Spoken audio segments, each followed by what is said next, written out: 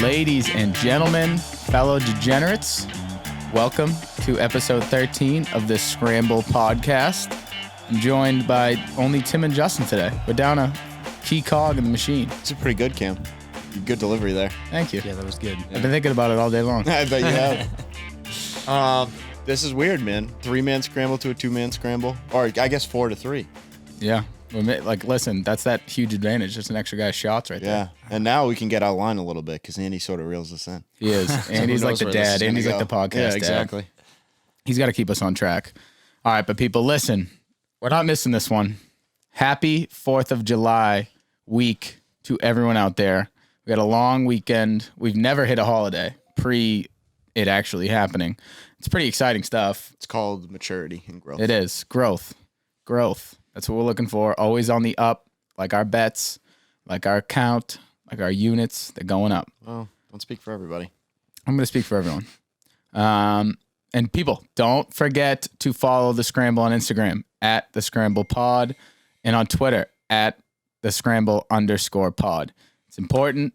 Engage with us. Talk to us. Let us know what we're doing wrong, why we suck, all that stuff. Let us know. YouTube. Oh, yeah. Justin seems to have something in his throat. And go ahead and check out the Hedge Better YouTube channel. All our shows are up. After we record, we have one live episode. Yeah. But don't be afraid to check out all the other Hedge Better shows. We got a lot of great content coming out of this recording studio, I will say. So we had a pretty exciting week last week. But before we get into that, we're going to just give you a couple ads. And then we're going to talk to you about the Travelers. Then we're going to talk to you about some general golf stuff. And then we're going to hit you with the Rocket Mortgage Classic and who we think can take apart this course. Before we get into the golf recap, got a little ad read. Surf and Turf Golf. Listen, we got two guys here rocking some Surf and Turf swag. Oh, yeah. You can see it. If you're watching on YouTube, these hats are unbelievable. If you're looking for the next wave of golf apparel on and off the course, look no further than Surf and Turf Golf. I'm telling you, don't. Surf and Turf is here in 2021 to create a community that inspires others. At Surf and Turf Golf, they know the days of stuffy and exclusive golf are going out with the dust tide. A new breed of golfers seeking a fun and flexible game that all can enjoy. What's the best part? The clothes, the gear, the hats, the brand isn't just something you wear when you finish that bogey putt on 18. Well, we're never getting birdies, but so yeah, we'll stick with bogey. Bogey putt on 18. Rather, all of their apparel is designed for on and off the golf course. I mean, I took my Surf and Turf gear on a lake this weekend. Mm-hmm. It was perfect. Yep. The air was flowing through the hat. It looked great in pictures. The Surf and Turf logo off the edge of the boat, looking at the water. They're very comfortable, too. They are.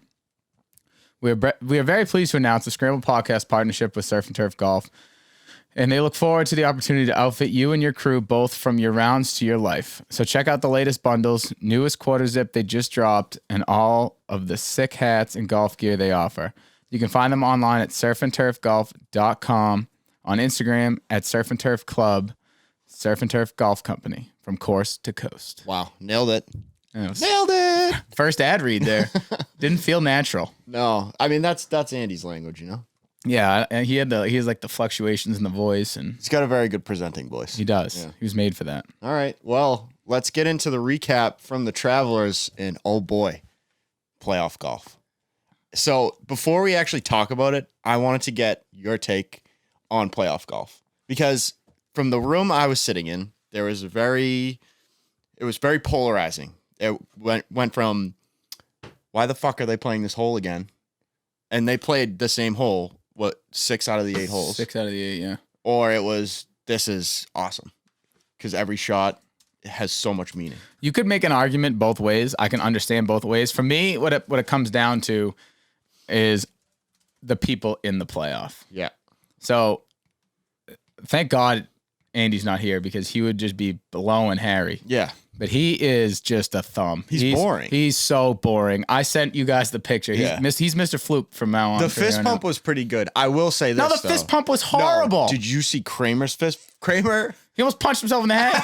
That was the best fist pump I've ever seen. It was way so much action. He just barely missed punch himself in the skull. All right, so my take on that was Harris had never fist pumped before. Probably. So he did a weird jumpy run. He like fist pump Kevin thing. Nod into a Tiger Woods. Yeah, he's Like walked it in. It didn't look natural. No. He looks forced. I almost feel like he could hear the two commentators saying, "Oh, he might get some emotion from Harris English right now." Yeah.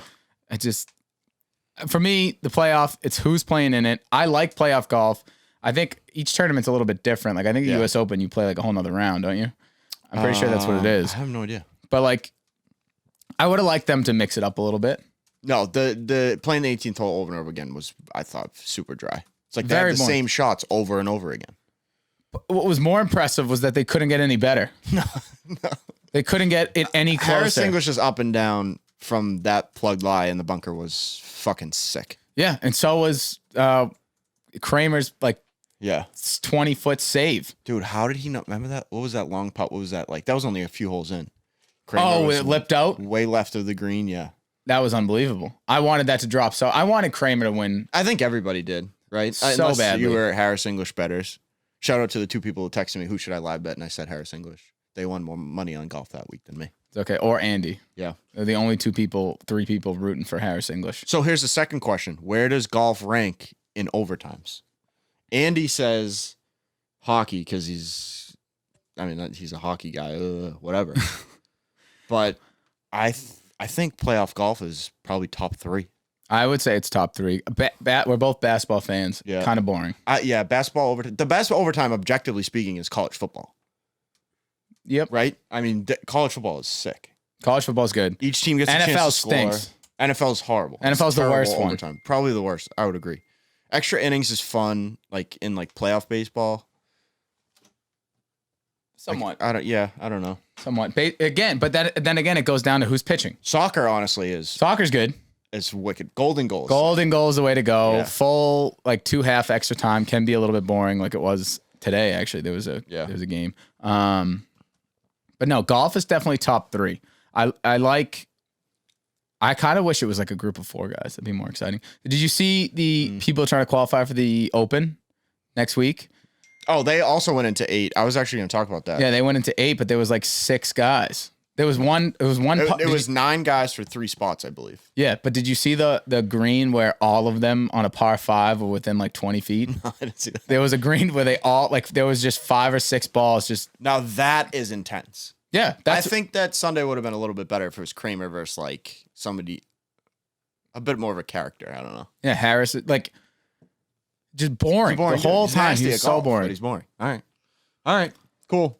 So as we just mentioned, it's Harris English for Kramer Hickok, 8 holes, and it went to sudden death. I think the one thing that I took away too from that event in particular was it didn't go nearly as low as we thought it would.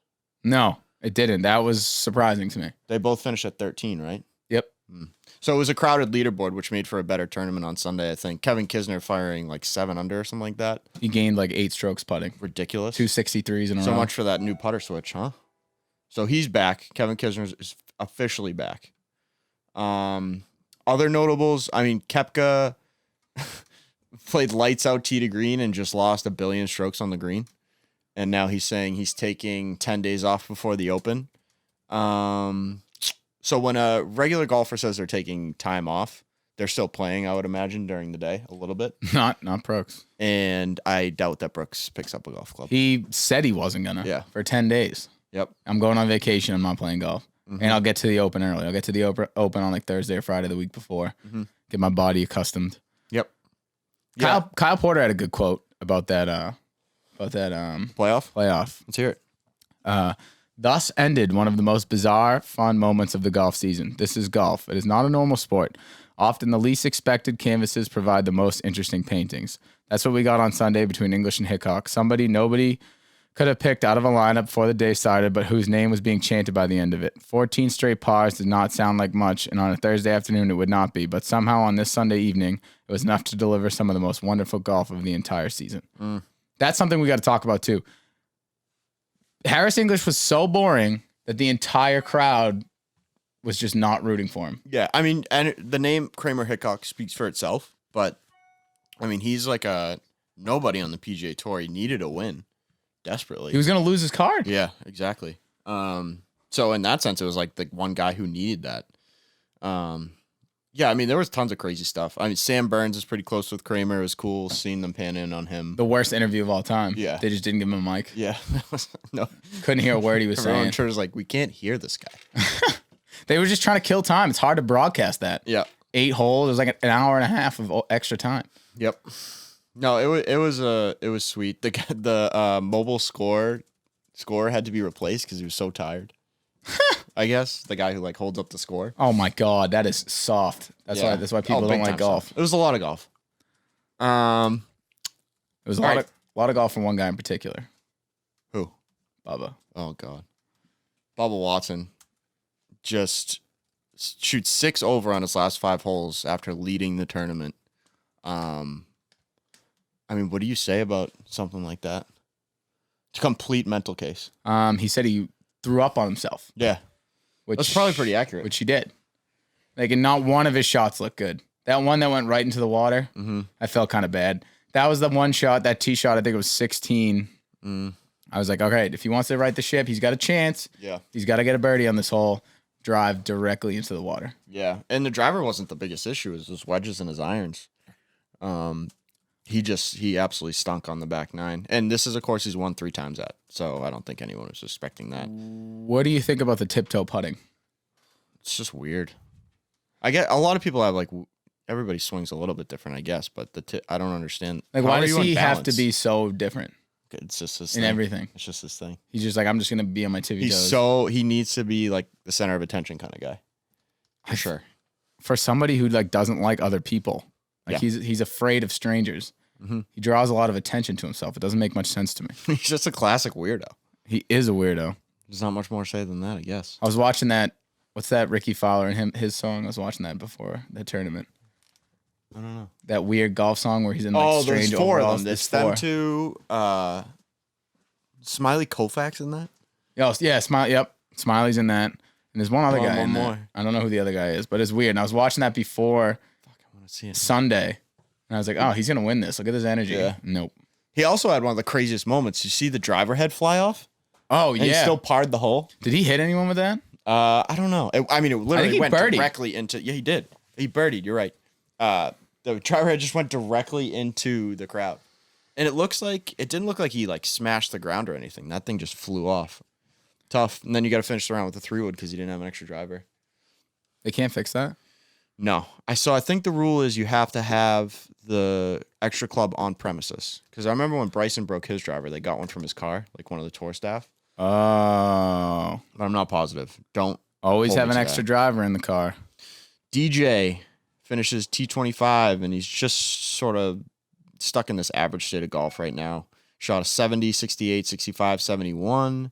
So he had some momentum going into Sunday, but didn't convert it. His irons have stunk. He's lost strokes in 14 of his last 27 rounds on approach. He was nearly last in the field on strokes gained total on Sunday. I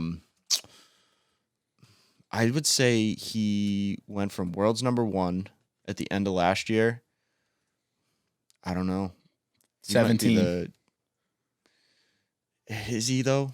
I'd say he's 17. Do you think... I don't think he's a top 10 golfer right now in terms of form. No, he's not. But do you think him losing world number 1 affects him at all? No, he doesn't care. He might have just gotten lazy. I could see that, right? It is summer. He just won a bunch. It is summer. He's withdrawing for back injuries and then jumping off a boat like 6 weeks ago. Yeah. Who knows? Just doing backflips. Speaking of injuries, I got to get into this because I'm not a fan of this guy. You've always hated him. I've always disliked him. Jason Day. He had to share the lead on Friday and Saturday. He had a 1-shot lead at one point. And then all of a sudden, Jason Day is injured again. He's dead. Shocker. shocker, he's injured again. He had like there was 2 things that were wrong with him. He had like a headache or like he had something, and then his back was bothering him, and he was milking it up. Yeah. The back thing's like serious, but he is soft. Like he's the guy who shows up with gloves on when it's like 50 degrees out. Yeah. You know. Also soft. He's gotten a little pudgy. I noticed. He's put on a few. J-Day letting himself go. He's put on a few pounds. Maybe that might have something to do with it. I'm just not a fan. He was in contention, and then right when the game starts to go away a little bit, oh my back. It's ow. I know. Yeah. I just can't do it. I wasn't rooting He's for playing it. again this week. I won't bet him. No. Tell you that right now. 100%. Why would he play again? I thought your back was hurt. Yeah. Your back doesn't get solved in 3 days. That's a major issue. You get to day 3 of the tournament and he starts. So good. Hey, really good Thursday and Friday though. Probably look like the best golfer on the course. he did, which we should look like if he's bet back to old Jason Day. He's never going to be back to old Jason Day, I don't think. I completely agree with you. He's not going to rebound from an injury like that, like Tiger could. Habe Answer with another top 10 finish, T5.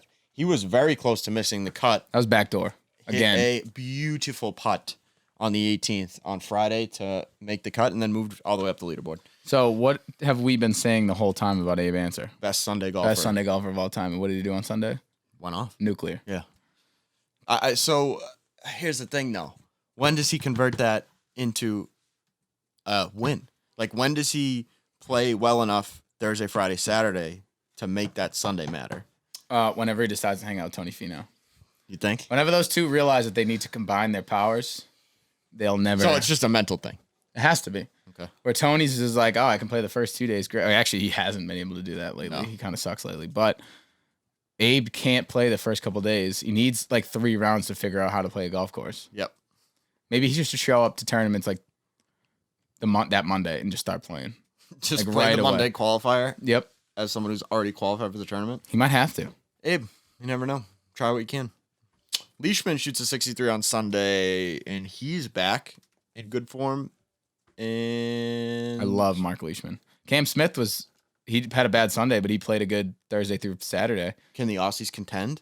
Can they contend at the Olympics? Absolutely, they Probably. can contend at the Olympics. Probably. Some weird news. So Bryce Garnett, not a popular name on the PGA Tour.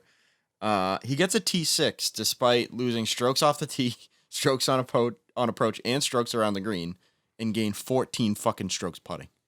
That's like that's the number one reason you think putting. Well, you say I putting. think I have to reevaluate that. You know, so putting does matter. Putting seems to matter if you're T6 on anywhere else. On the website that we use, that's the 3rd most strokes gained putting ever. Yeah, in a single day, right? Or in a whole tournament. In a whole tournament.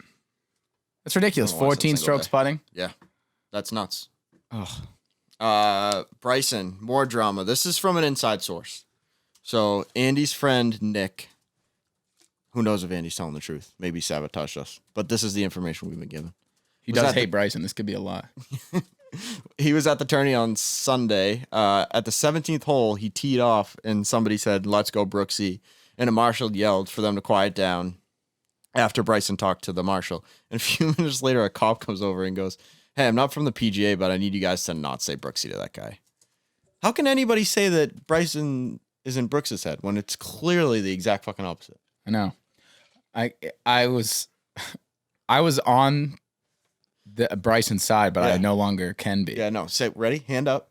I was wrong. I was wrong. No, I was wrong. I'll admit. I was wrong. It's like a joke. I don't like also that Brooks just teased what their beef is. Just like he said, like, oh, he agreed to do something and then backed out of it. Like, wasn't a man of his word. Like, what did he agree to do? Yeah, well, what go to dinner and then he just something like or was it something like obnoxious that Brooks was asking him to do? Brooks clearly holds a grudge because he's legitimately pissed. It seems he's a legitimate dick too. Yeah. He just can't get. I'm just gonna not practice at all. I'm not gonna play golf. I don't need to. But he might not need to. His major record speaks for itself. Hey, it does. I'm just speaking the truth. Notable miscuts, Mr. Tringali, one of my guys. Kevin Streelman. Big yikes for the group here because we all were high on Kevin Streelman. He was at the top of the leaderboard on Thursday too, and just had a really bad Friday. I can't get behind him. He's a Harris English type for me. He He looks No. like one of those, like the fish in SpongeBob. Like the fish that just are always there. That's what Kevin Streelman looks like to me. What a wild comparison. Keegan, Higo, Griot, Max Homa, what's his deal? We'll be talking about him at length, or at least I will. Tony Finau, Ricky, and Matt Wolff after that big-time comeback run. He gets the miscut. So that scares me. So he's virtually unbettable for the foreseeable future. Not according to my card. That's fine. He's not. But for me, I think he's a little bit unbettable because you don't know what Matt Wolff you're getting. Yeah, but you're getting odds for that volatility. Okay. So the payouts are larger. All right. And I think that's similar to Max Homa. Just real quick, if you go for Max Homa's, let's go over his last 7 starts. 17th, 6th, miscut, 6th, miscut. Home run hitter. His slugging percentage through the roof. Max Homa. We'll get into that later. His Twitter game is on fire. It's always been on fire. It's better now that he's even last year before he started winning, his Twitter game was pretty good. That's what he was known for. Now he's known for being a good golfer too. He was killing the playoff tweets. I was laughing at all of them. Dandy Andy went 4 for 4. He lost half a unit. He says, weak. Matchups were not as good as usual. Jacket was Scotty Scheffler, top 20, and that lost. He did not play well, to put it simply. Yep. So it wasn't week. 4-4. It's okay. Yeah. He didn't really lose much. It was a mediocre week. What'd you do? I went 5-4, plus 2.3 units. 2 of my losses were outrights, so I'm not really happy. Not too upset about that. And my jacket was Patrick Cantlay, top 20, which was just money in the bag the whole time. I'm glad that you've come around on him. I'm come around. Getting the respect that he deserves. He deserves a lot of respect. Yep, he does. Okay. I lost 5.5 units. I'm kind of sort of running out of things to say about my losses. So I'm going to start over and pretend like none of this happened. Because I think one of my problems is I'm trying to play catch up to you guys. That's not the way to look at this. That's not the way to do it. So in my eyes, new season starts today. I also lost my jacket pick. Mr. Yeager did not make the cut at the BMW. But our friend Victor Hovland won it. Murdered everybody. He just is so much better than everyone else. It was awesome to watch. Yeah. Martin Kamer made a charge at it, but Hovland was just the best golfer on that course by a long shot. Yeah. In a pretty good tournament, too. It was a good tournament. Speaking of, we'll just jump right into our general golf stuff.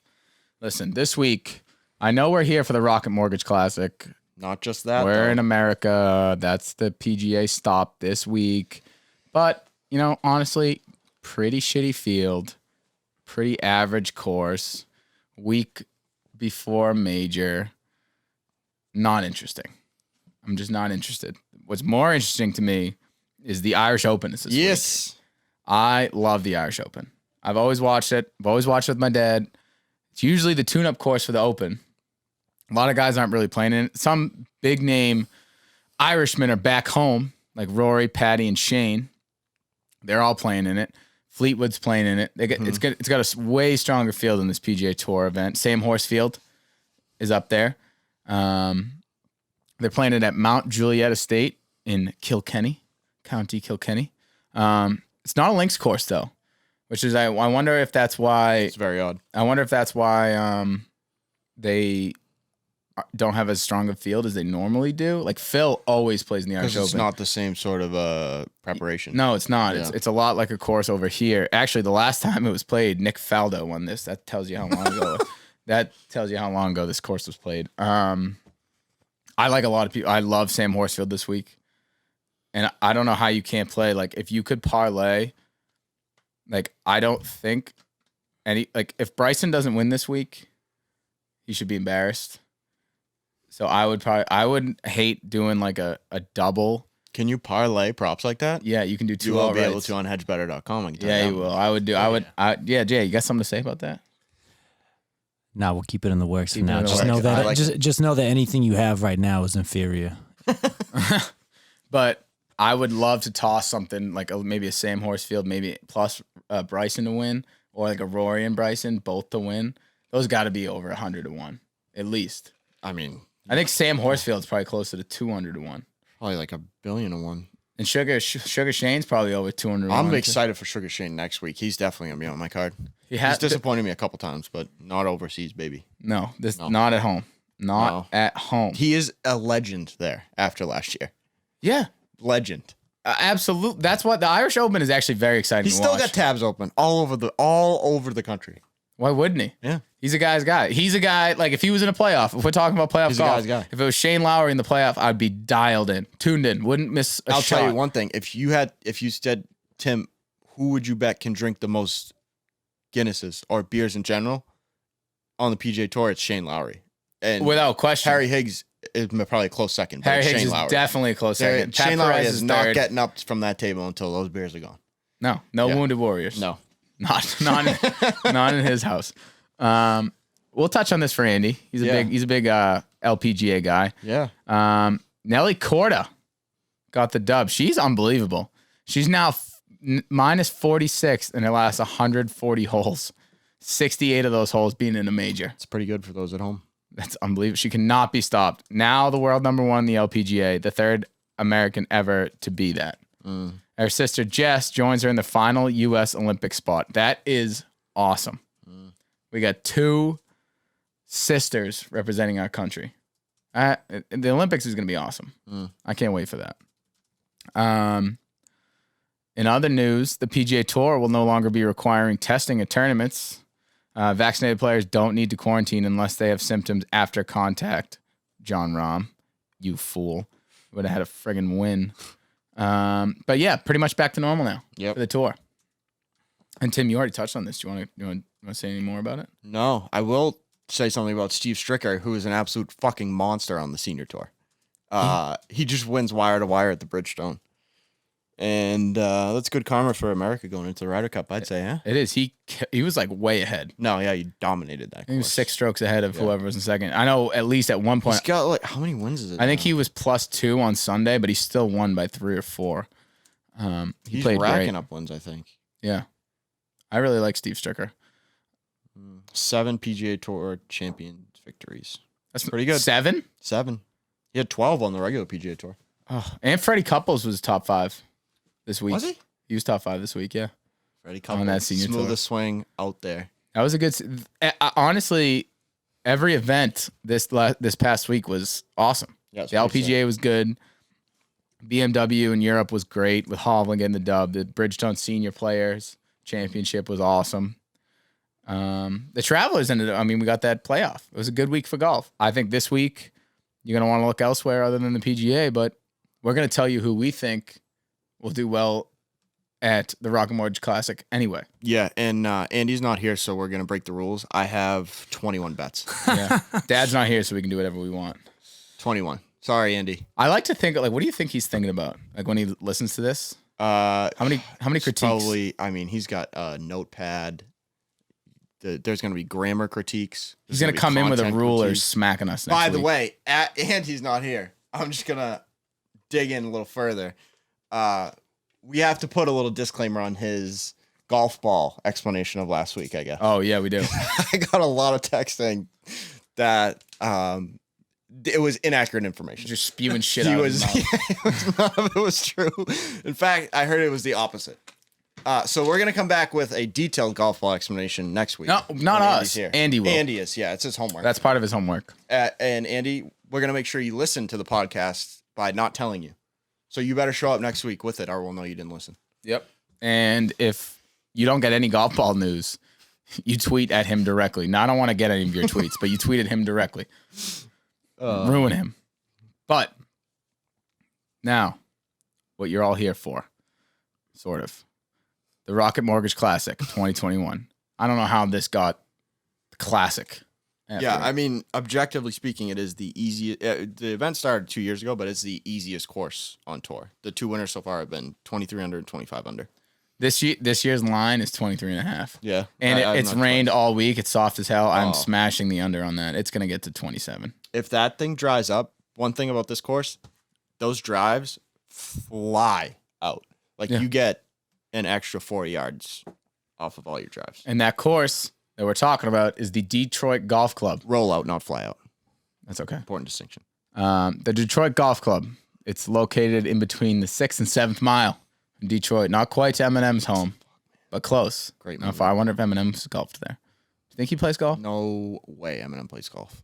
I think I'm with you on that. Yeah. Zero chance he golfs. He's got other shit to do. He probably has people golf for him and say that that's his score. Royce to 5'9's over there just hitting balls. What was that? What was that rap group that they were in? I don't even remember. I forget. What? Which one? Eminem and Royce to 5'9. D12. No. Bad Meets Evil. Bad Meets That's Evil. what it was. Yeah, that's their God. scramble name. All right. But Detroit Golf Club was founded in 1899 with annual dues of $10 for a 6-hole course. Nice. And it's just, and I hate to say it, but Detroit's been sort of a down city for a while. It's pretty characteristic for the place. But in 1916, Donald Ross came in. Actually, he didn't come in. The members from DGC went down when it was snowing to play Torrey Pines or Pinehurst, and they saw the Ross brothers building and running with this course, and they said, "God damn, this course is way better than ours. Let's bring these guys back up." So they hired Donald Ross to make this a tour course, a professional course. He made 2 north and south courses, 36 holes, the first 36-hole complex that Donald Ross has ever built. And his brother, Alec, became the first pro. There have actually been 3 major winning pros that have been employed by this golf course. We got Alec Ross. We got Horton Smith, who won the first Masters ever. I didn't know that. And George Beyer. He won a couple. This was supposed to hold the Ryder Cup in 1932, but had to be postponed due to World War II. But there were 2 American teams that actually ended up playing. And there was only supposed to be 1 team, and they were all going to do a charity event. But I think his name was George Sack. I can't remember his name. But he was slighted by not getting picked for the American team, that he put out a message saying, "I can assemble a better group of golfers to beat your so-called American team." And they played for charity. They didn't win. That's petty. But he tried. He's like, "Oh, I didn't make it. Fine, I'll get my own team. We'll play." Yeah, he's like, You have to win, buddy. If you're gonna do that, hey, win. Yeah, there's no other way to do it. Listen, you weren't picked because you stink. But no, bro, I'm better than you. Oh, that's a tough look. It's a horrible look. Henry Ford was a member here. I feel like anytime you get any sort of Detroit information, Henry Ford is involved in it. He basically was the mayor of that city. Yeah. Without being elected, he was in charge of everything. That was the least, I always try to dive into some history. The least surprising thing I saw was that he was a member here. It was $10. Detroit, Henry Ford. And it should be Henry Ford Golf Club. He probably is the reason it cost more than $10. People paid to see him probably $15 a year to see Henry Ford out smacking a golf ball. He probably sucked at golf. Oh, didn't have to be good. He was way too busy to be a good golfer. Actually, what was he? He had, come on. I don't have a lot of Henry Ford history up in the noggin. I mean, he was a pretty influential guy in American history. Oh, for sure. This course also is known for its Native American artifact that sits on the 8th hole. It's the Indian trail tree standing between the 7th and 8th fairways on the north course. The tree was bent as a sapling by Native Americans as a trail marker. It's pretty cool. Yeah. So everyone kind of goes and sees it. And I believe the 8th hole is the starting hole for some reason when you play that course. Yeah, so they switch up the order of the holes specifically for the tournament. It's very weird. There's one hole from the south course that gets played too. Yeah, they kind of had to. Because it stinks. to make it worthy of a PGA Tour. Well, another reason it's not really worthy is it's the flattest course on the PGA Tour. Yeah. That's never good. That's what I'm talking about. When these drives run out, they are going to run for days. And days. So for this year's classic, this 3rd year classic of the Rocket Mortgage type, we got a par 72 playing 7,370 yards. It's average length, I'd say. Yeah, it's between where we had the U.S. Open and last week, right? But I feel like the Travelers are going to play harder than this. Oh, definitely. By a long shot. Mm-hmm. The distance, Bryson last year that distance is just cut in half when you're hitting over trees, cutting corners, doing anything you want. We got bent grass fairways. We got Poa Anua greens, which we've seen a lot of lately. Like I said, it's the flattest course on tour. The front 9 is tree lined, which, you know, it doesn't really come into play because the fairways are pretty wide open. Yeah, when they say tree line, like those trees really aren't obstructions. No. As much as it is like scenic. Yeah, but the back 9 has like nothing. Nothing. Like I put in here, I was like, think Ritter Farms. Anyone from Massachusetts will understand that reference. Yeah, like think of the course where like when you're playing well, you go play Ritter and you play out of your brain. Well, you don't. You play average. You play average, but if you go there, you can play well. Yeah. Easily. One thing I guess you could say about this course is it's got real small greens. So I think that approach will be a factor. We got most par 4s are on the shorter side, between 400 and 450 yards. There's 2 short and 2 long par 3s. The short par 3s are like less than 150. The 2 long ones are over 200. And then 1 par 5 is over 630. The rest are low 500s. There's going to be a lot of eagles. There's going to be a lot of scoring. Yeah, and that's a big contributor to why this course goes so low. Yep. So for the pin golf course, key stats. Andy, shots gained off the tee, greens and reg, driving distance, and birdie or better. I'm pretty similar, except shots gained total for me is by far the thing I'm looking at the most. So if you look at correlations between the key stats in this course, it ranks number 1 for shots gained total. Shots gained approach is 2. Shots gained putting is 2. Tee to green is 3. Birdie or better is 6. Scoring around the green is 9th. I mean, you gotta play out of your mind to win here because guys are gonna go low. It's not even. I don't even know if it's play out of your mind. You just gotta go low. Yeah, I guess. Yeah. It's not anything to disrupt you. Yeah. At all on this golf course. I had sort of the same thing. I'll get into it in a second before I make my bets, but I have stroke gained approach. I got ball striking, which is on Fantasy National, not Rick Run Good. That's just a combination of off the tee and approach. I got off the tee, I got birdies, and I got putting. Yeah. And so one thing I found interesting is if you look at Bryson's stats when he won last year, he actually lost on approach, but he gained so many strokes off the tee and putting. So essentially, he hit it as far as he can, like he does all the time, except there's no penalties. So Nothing. like eventually gets on the green, and then he is a good putter, so he putted lights out. I think he gained like 2 strokes putting. And listen, hey, Tim, you're a pin golf guy. You have I do. One of them want to say a little piece about pinned? Pinned is revolutionizing the rangefinder game for us amateurs because it's not that expensive, but it works just like the premium products. I have an Ace rangefinder on the way. I had the previous model, which worked great as well. And I know this sounds silly because I am an 18 handicap, but I do think it helps. It definitely helps. Yeah. And they're a wonderful sponsor of the show. Yeah. Thanks, So Pin Golf. If you hit pinnedgolf.com with promo code SCRAMBLE, SCRAMBLE. boom, No notes.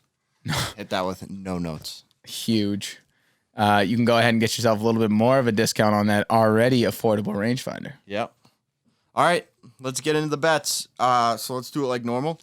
Outrights. Do you have any outrights? I have 1 and 1 incoming. Okay, so I'll go first. Yes. So first outright is going to be, I have 5. First outright's half a unit. It's Gary Woodland. So this is a guy I've sort of talked about the last few weeks. He's been all over the place in his recent finishes, but he's gaining on approach. The problem with Gary that I've seen, and it reflects in his numbers as well, is this off the tee, he's putting himself in horrible spots. But where this isn't going to matter, he's going to be able to gain some strokes off the tee, I think, and that's going to put him in good position to keep. I mean, his approach game's always been strong. If he putts it well, I think he's going to have a chance. So yeah, that's sort of a volatile pick. I mean, what are his recent finishes? I have Gary Woodland as well. I mean, he's got a 50th at the Open, the U.S. Open. He missed a cut at the Memorial, but then the Charles Schwab was 14th, 38th at the PGA. He's coming back into 5th form. at the Wells Fargo. Yeah, he's definitely coming back into form. Is that form good enough to shoot I don't know, 24 under. I don't know. But at 55 to 1, I'll take it. Also 55 to 1, quarter unit, Doc Redman. I like Doc Redman this week. So he's gaining a stroke and a quarter over his last 8 rounds. His game's trending up. He's losing strokes off the tee, which is important here, but it's the first time in his career he's losing strokes off the tee. So if there's anywhere that he's going to start gaining strokes off the tee, I think it's here, just because those penalties aren't as severe and he can sort of loosen up a little bit. My biggest concern with him is his birdie average, but he did get a 21st here last year and a second in 19, so he can go low.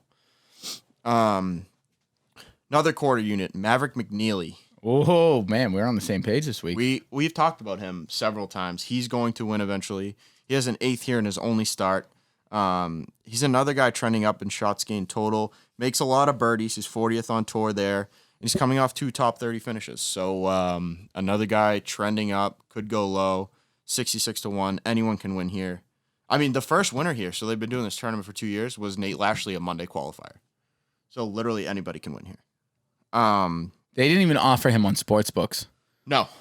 So I actually was looking at a guy, I'll mention this later, that is also not being offered, but I would suggest you sprinkle something on him if you can. I got Kokrak for a half unit, 30 to 1.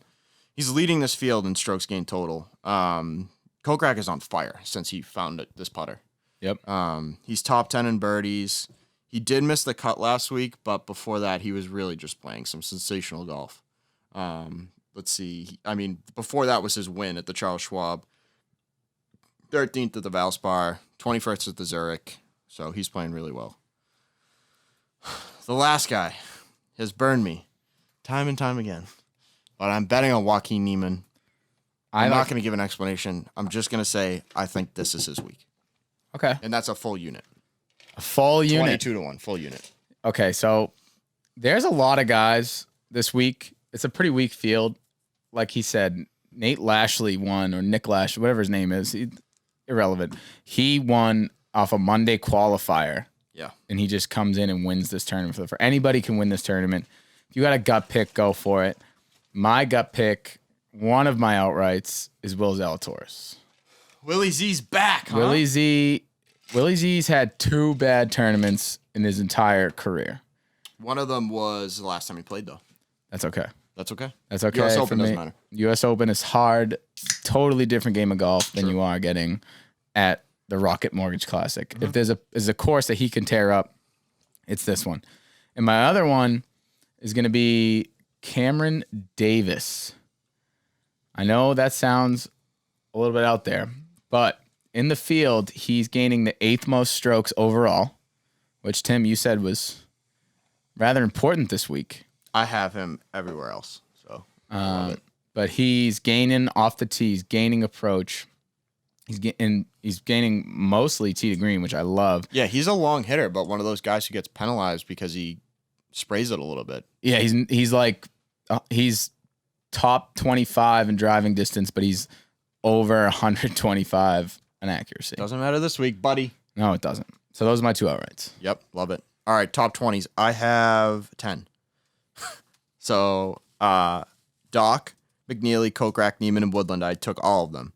Those are my outrights as well. So, Redman is plus 225, McNeely's plus 275, Kokrak's plus 163, Neiman plus 125, and Woodland plus 225. I'm going back. These guys are all half a unit. So I got Cam Davis. Cam just gave you that explanation. It's pretty straightforward. Longer hitter. He's not going to get penalized here. Guy can make some birdies. Danny Lee, I'm going back to the well. Ooh. He made me look like an idiot last week. No, he was good on mine. He's not going to make me look like an idiot this week. Mac Hughes. Interesting. I'm going back to that well. He played last year and got a 21st, or 2019, one of the two. He is extremely volatile, but I think volatility might be an okay thing here as opposed to like a very like a harder course. So he's plus 400. Satoshi Kodaira. He's been hot. He's been very hot. A Stack stroke them and a sats. half. Stack them sats. 8 rounds. Satoshi is going off. He's been going off. I think is top 5 in birdie average as well. He might even honestly be number 1. I forget, but he's definitely in the top 10 for birdie average. I'm pretty sure it's top 5. And he is 5.5 to 1. So I only have 9. I lied, and those are my top 20s. I only have 2. I'm with you on Jason Kokrak. Okay. The guy's been playing out of his mind. He's top 25 in approach, top 25 off the tee, and recently, as you all know, he's won twice. He can putt again. Can he win 3 tournaments this year? I don't know. Is he going to be in contention in this weaker field? Absolutely. Top 20. And the other guy I'm going to is Tim's guy, Cameron Tringale. So what I was alluding to earlier was I usually do all my models on Rick Run Good, but this week I watched a 30-minute video on how to do a proper model on Fantasy National. It is unreal. So what you can do is you can like put conditions onto all your things. Like I have strokes gained total, but I did strokes gained total on Donald Ross courses with Poa greens. Like who's playing well on those? I did strokes gained approach to smaller greens. I did tee to green on courses that are this distance and same grass type. So I like to think that refines it a little bit. And Cameron Tringale rated out like unbelievably on this model. I love that. The only thing he's not killing it in is off the tee. But like we said, this course, he can hit it a long way. He's number 10 in this year's drive. No, he's not. That's Dylan Fertilli. But Cameron Tringale is like top 25 driving distance. He tee to green on courses this distance, he ranks 20th in the field. Strokes gained total, he's 7th in the field. Strokes gained total recent form on 7,300 yard courses, he's 6th. I just want him top 20. That's plus 120. Wow, I like how specific you can get on that. That's why explicitly I did. I'm like, wow, I really like how this is laying things out. And Kokrak, like we've said, is ranking. He's number 1 off the tee in this field. He's number 5 strokes gained total. That's my recent form.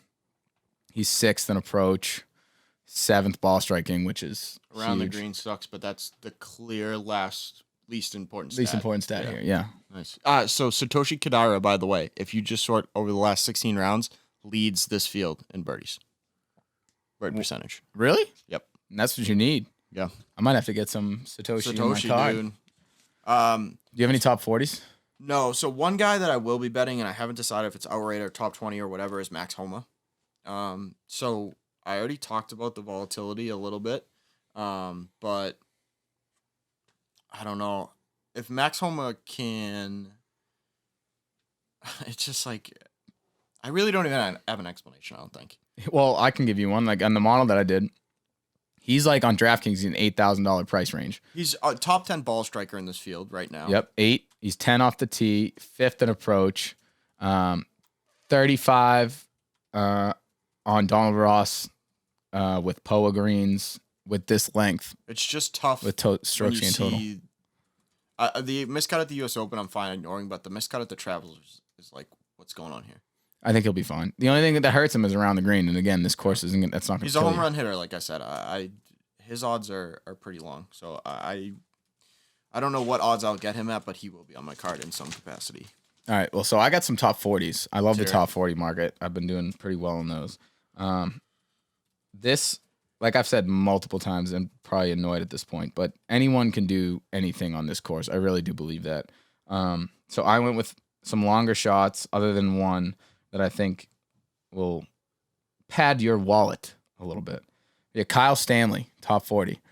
In all of these models that I did, he's a $7,000 DK kind of guy, but he is killing it on all the stats that I'm looking for. That's why I run the models. Yeah, and I just love listening. I love his game. I love his off the tee. I love his approach game. Yeah, and he can go low.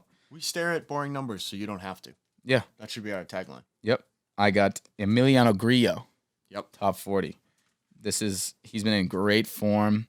What are his last finishes? Do you know? He's off gonna the- have pretty high ownership in like daily fantasy. He is, formats. but we're not doing that, so that's okay. What do we have for his recent form? He missed the cut at the Travelers, whatever. Missed the cut at the Memorial, fine. Then he's got an 8, a 38, a 14, a missed cut, a 2, and a 6. Yeah. He's a little bit volatile. If you look at him in like the scope of like the last 6 or 7 tournaments, it's very good. He's been doing very well. I want to say one thing too. Do you have any thoughts on Bryson? I feel like we should talk about him. He should win. So he should win the tournament.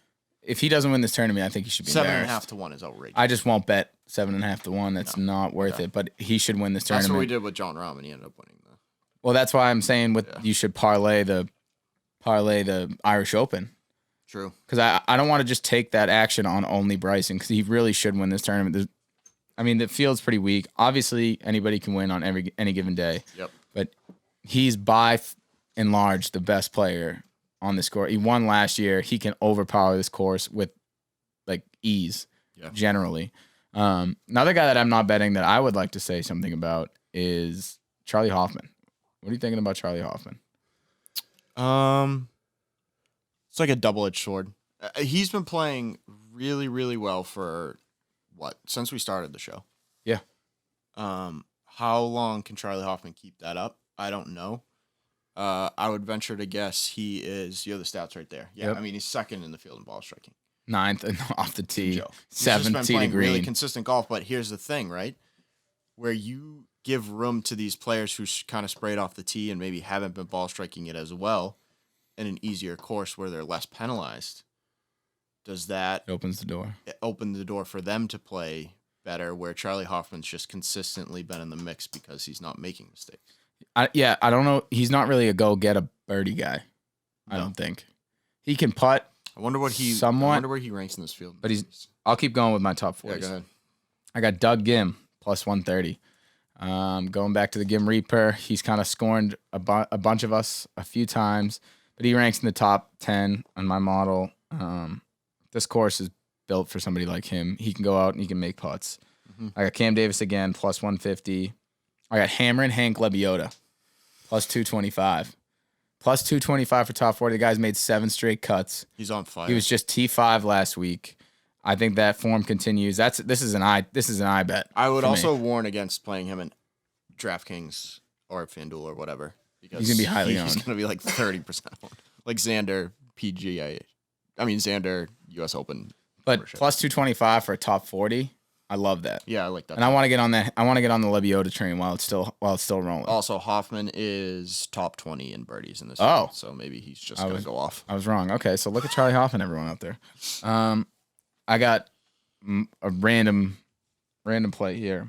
Is another eye test. Bo Van Pelt. Bo Van Pelt Top 40 plus 350. was on my watch list. He's been playing I was looking at his stats, and the past 3 tournaments he hasn't lost strokes off the tee and approach. That's really good. Yeah. So he's in great form currently. I know he's older. I know he probably doesn't have the power, but you don't need overpowering. You can get it done in different ways here. Strokes gained total is the number one metric for a reason. Like Bryson did it off the tee and with his putting, but the year before that, Lashley was a monster on approach. So Yeah, and Bo Van Pelt, top 40, I would love to sprinkle a little bit of him, a first round leader. yeah.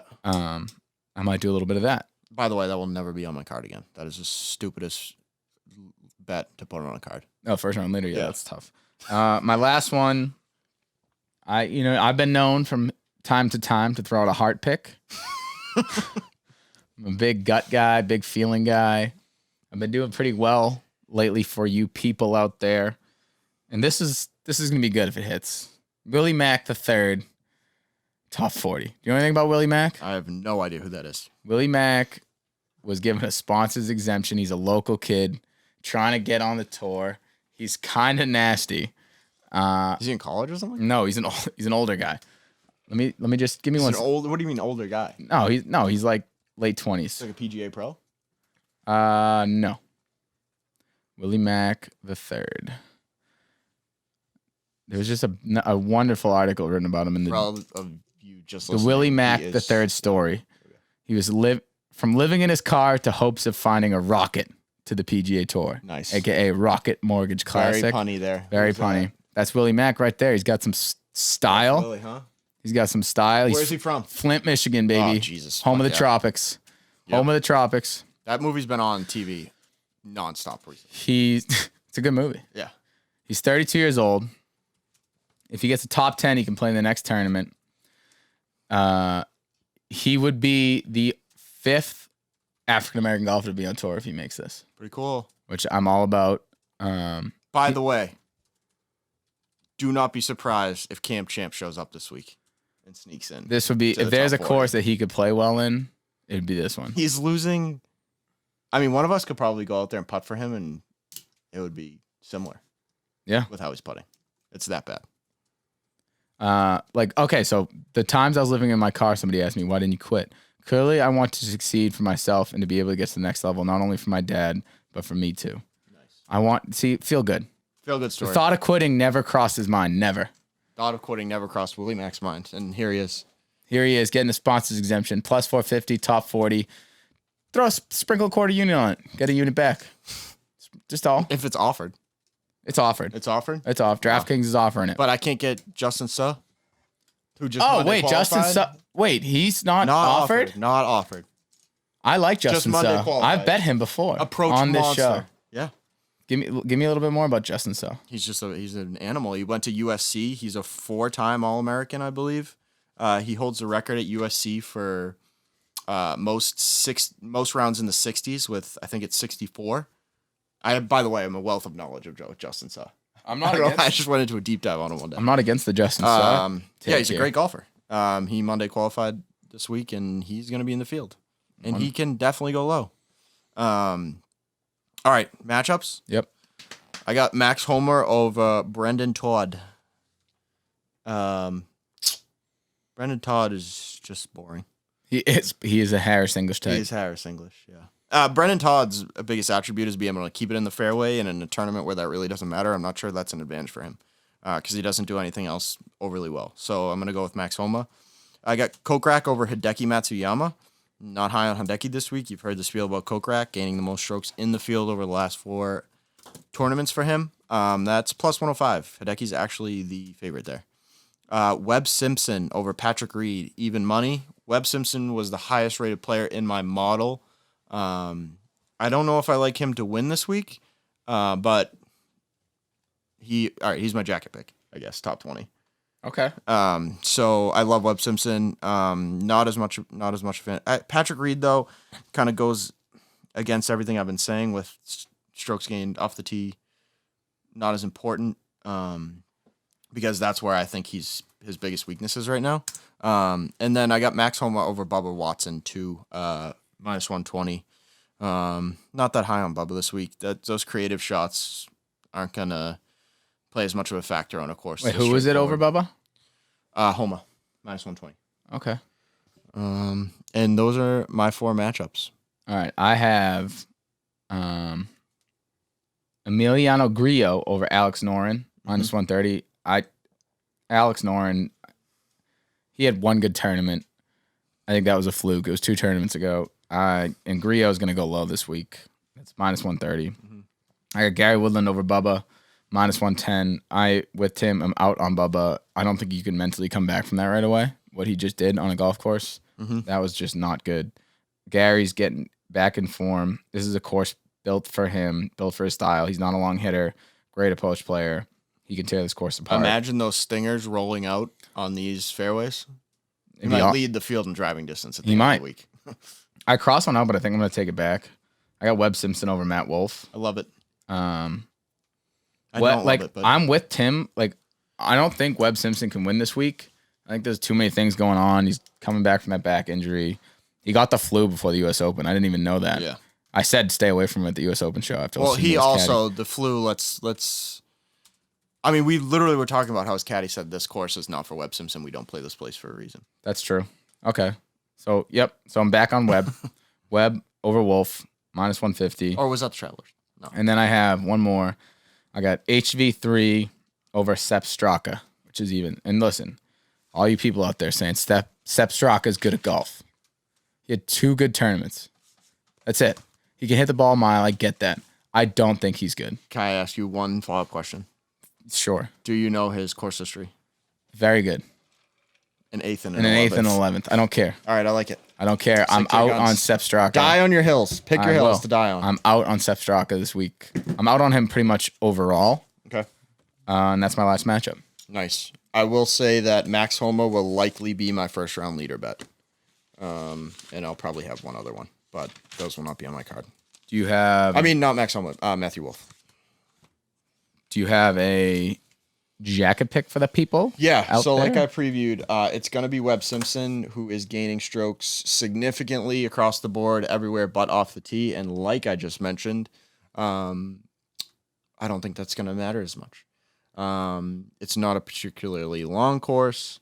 That fits Webb's game much better than a longer course. And if I were to say who my favorite would be to win it, I actually think it would be Webb. Over Bryson and Patrick Reed. Okay. He's now the third favorite. I don't hate that. Yeah, so that's where I am. Webb Simpson, top 20. All right. This might be a bit of a stretch because he's slowly but surely coming back into form here. But I'm going to go with Chris Kirk, top 20, Yes. plus 230. Ride it. Chris Kirk I love it. is a great golfer. He's coming back into form. Birdie guy. Yep. He's top 40 on tour in strokes gained total. So in this field, that probably puts him in top 20. Yeah. Um, Strong tee to green. Strong tee to green. He's coming back. He'll be good. What's his birdie average here? I don't remember this off the top of my head. It's fairly high. He's 60th. So If you just sort by the last 16 rounds, he is... Oh, no, that's not Chris Kirk. Never mind. Ignore me. he's not that far down the list, No. though. And this field is a weak field. He'll probably be top 40 Yeah. birdie average. So he can get low Yep. if he has to. Chris Kirk, top 20. Locking in for the jacket. Yep. Okay. All right, everybody. That's going to That's all we got. wrap it up. Any closing thoughts? Yeah, I Justin? mean- Anybody? Well, for Andy, I would say just, leave your resignation in the mailbox. We don't need you anymore, dude. You've been replaced by my water bottle. No, I'm just kidding. Seriously, I can't do the recap anymore. Actually, too, I'm just going to let people know apologies in advance because about 12 minutes into the recording, I noticed the camera wasn't on. So the podcast itself is fine, but if you watch on YouTube, you might find yourself skipping to like the 12-minute mark. But, it happens. Yeah. I mean, it's a boiler room in here. So Yeah, exactly. we're- we're sweaty. I- We're I basically stuck to my notebook hallucinating. Yeah, we're multiple not. times. So. We'll work on the AC. It's not a big deal. All right. Thank you for listening, everybody, and we'll catch you next week. Yep. Appreciate you For the guys. open.